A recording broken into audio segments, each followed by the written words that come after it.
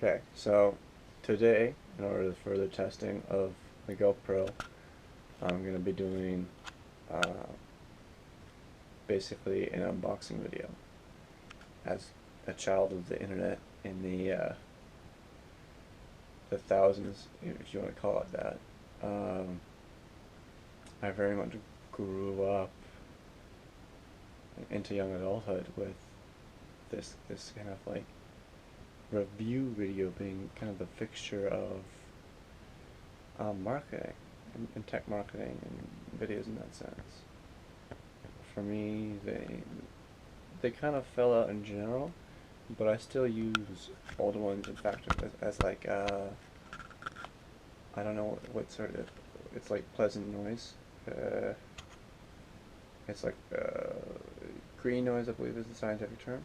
Basically, sound that doesn't necessarily focus too much on content, but provides like a warm background sensation. For me, it's kind of like I can key in on the rhythms of people's voices in some circumstances, and I kind of clue into like the individual aspects of their presentation that kind of define them. Particularly amateurish ones I like more because they offer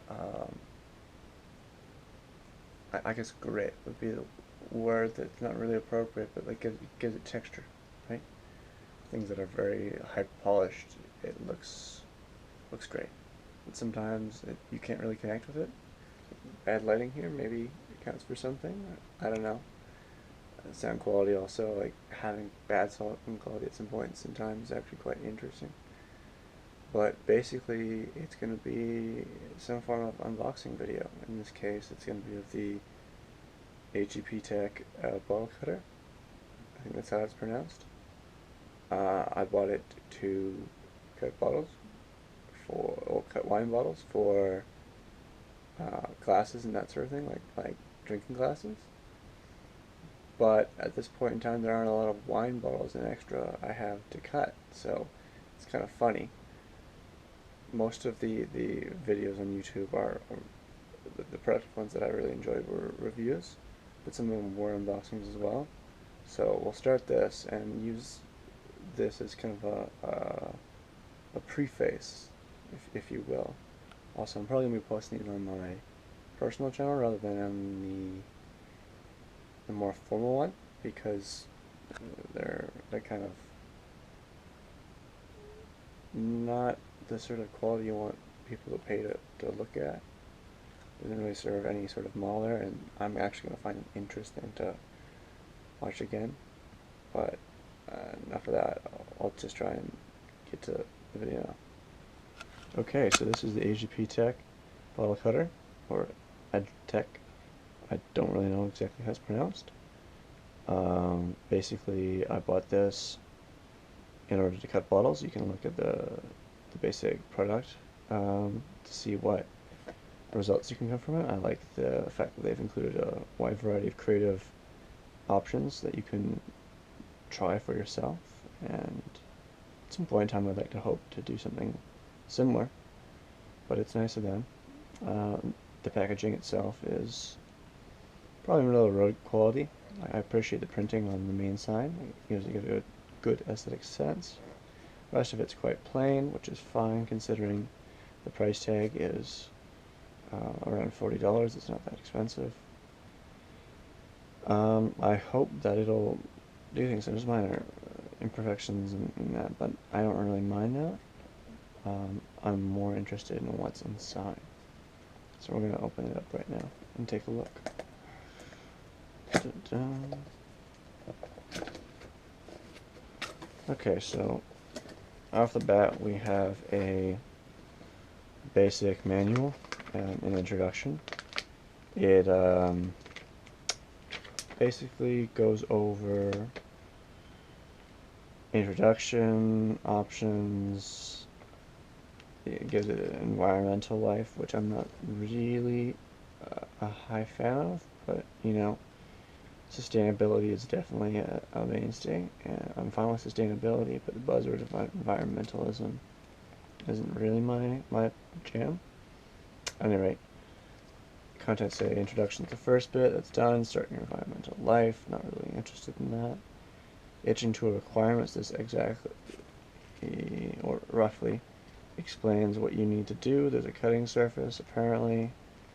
Basically, you make it connect, and it seems that it's etching, so basically, rather than a firm cut, it scores it.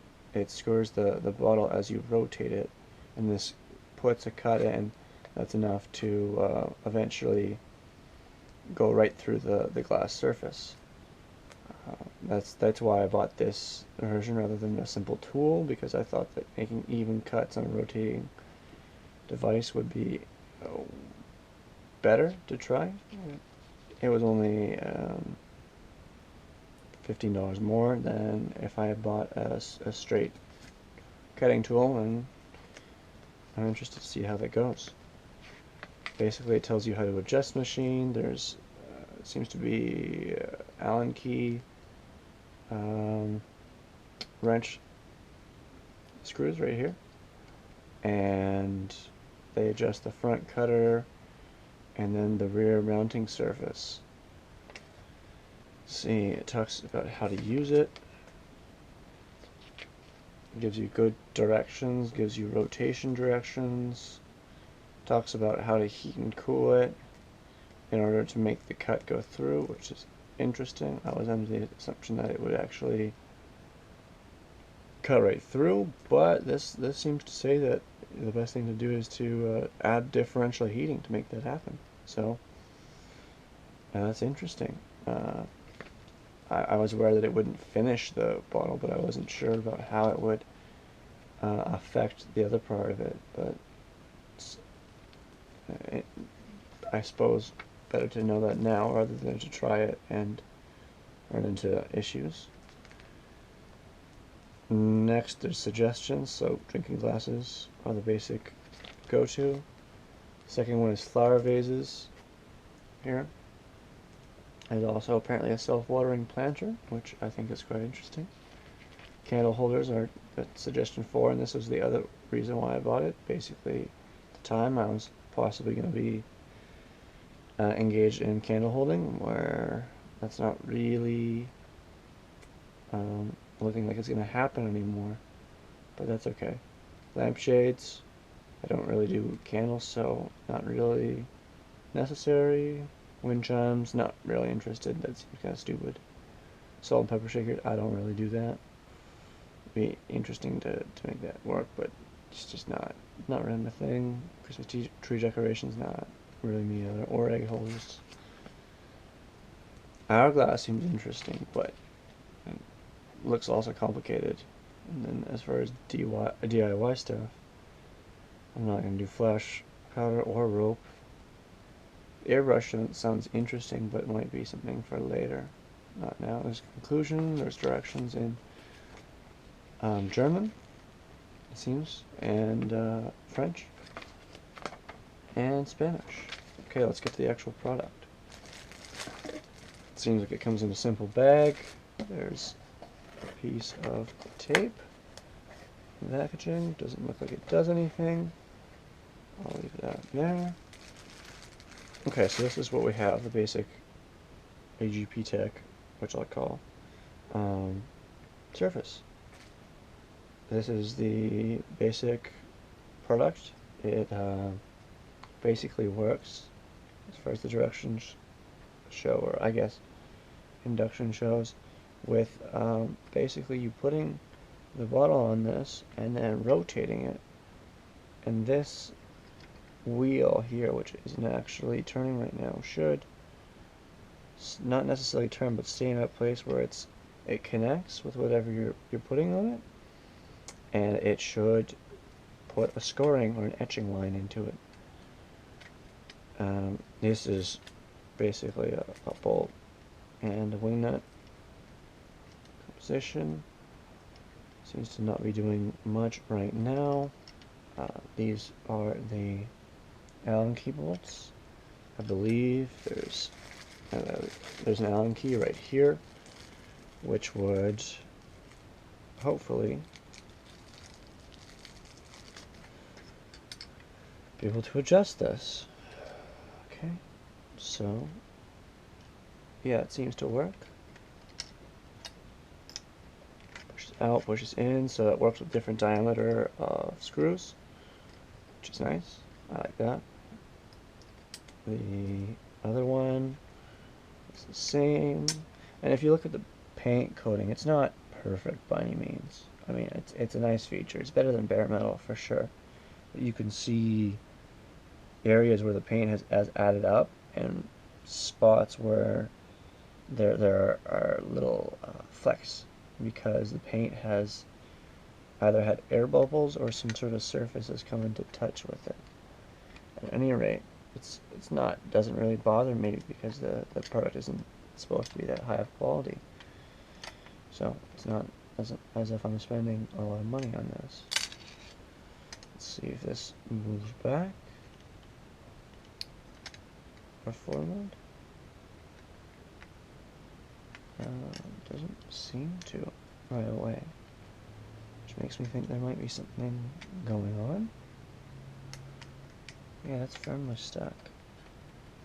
Okay. I'm going to try and take this bolt off, see if it can adjust itself then. No, it does not seem to. Oh, interesting. Okay, so this is clipped in, and it looks like it is not actually adjustable. We'll look at the directions in order to reassert whether that's something worth adjusting. Yeah, that can loosen the screw. That moves that out, that moves that out. To adjust the rear rollers, adjust the front roller. Yeah.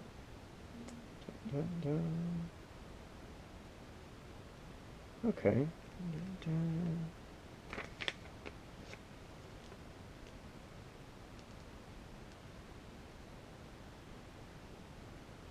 Yeah, the backstop. Backstop looks like it should be moving. I guess my first thought was that it... Oh, there we go.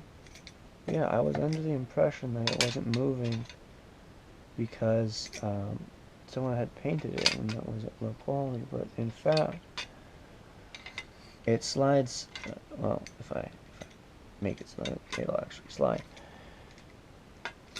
It slides decently until it reaches there, and then it basically won't move. So if you look right now, I'm tearing paint in order to make it slide on this axis, which is understandable because the designers of this product probably didn't build tolerances in for the paint being too thick, which is obviously the case right here, right? So you can't adjust this. So the engineering on this product is good, but the processing or the manufacturing didn't really account properly for the fact that the paint would be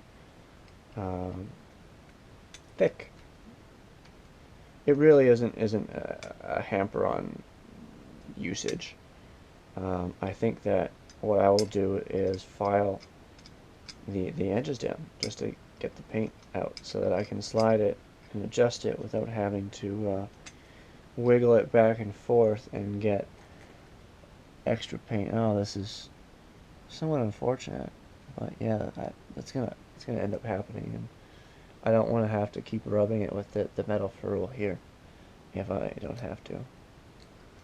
Okay, so at this point in time, I'm going to retighten everything. I think that with these you should hold down the nut, the square nut, when you're turning it, because otherwise it will turn the square nut, which is not really desirable in any case. Okay, so anyway, that's it. I believe that's everything. Basically, it seems to be okay. I like the lifts. I forget what they're called. But they're good. They're made of soft rubber, which is good for mounting it. It actually probably doesn't matter, but on a harder surface, you can get your hand under it, which makes it a bit more portable. And I don't mind. I mean, I like the feature in general. That's it for the unboxing. I will test this product out, and I'll get back to you, me, whoever's watching, with a review. Or at least I hope to. I'm not going to ask for any likes or favorites, because it kind of sucks. And it's a stupid, I think it's a stupid model that people ask for likes. You know, if you do good enough work, you should be fine. Anyway, I didn't bother to do any dimensions, but it's, I don't know, 4 inches tall, I thought. So 9, about, let's call it 10 inches long. It should be able to handle any normal bottle size. So I'll get back to you when I have results.